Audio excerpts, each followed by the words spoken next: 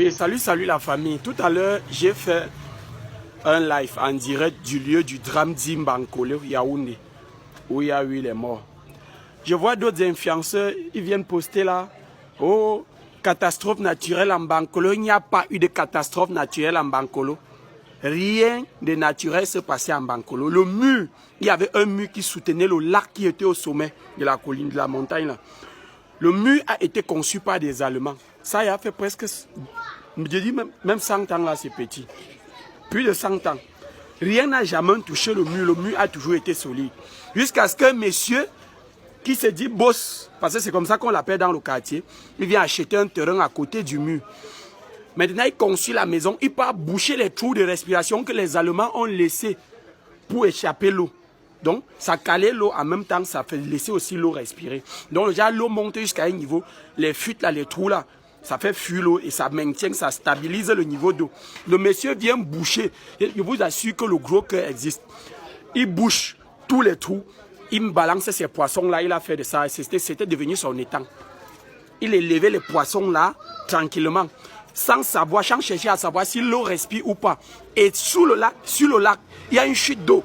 Donc l'eau chute là-bas, mais ça n'a pas où fuir. Donc l'eau s'est stabilisée, au fur et à mesure l'eau s'est stabilisée, là l'eau s'est stabilisée à un niveau maintenant. Comme il a commencé, dimanche ici avant le drame, il a commencé à pleuvoir vers 15 h, de 15 h jusqu'à 18 h. Il pleuvait sauvagement. Donc ce qui veut dire que les rigoles qui sont canalisées du côté là venaient encore s'augmenter dans l'eau qui est d'abord stabilisée sur place, ça ne bougeait pas.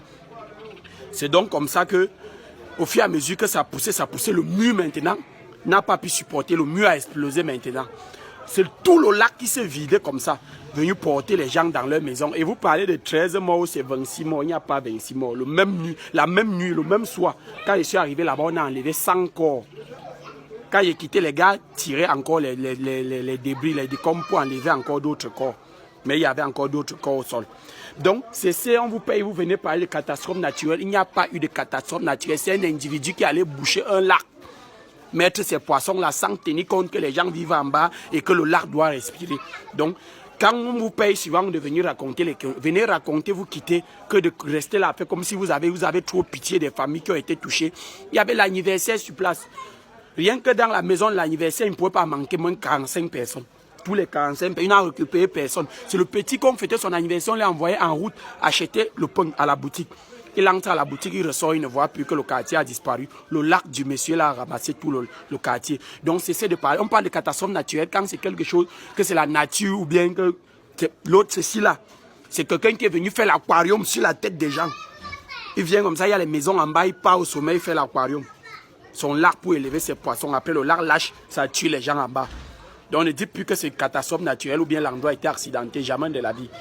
Donc apprenez parfois à dire la vérité. Ne venez pas toujours raconter parce que vous voulez faire le buzz, vous voulez manger. Vous êtes allé là-bas, qui parmi vous a donné 5 francs aux familles touchées? Personne.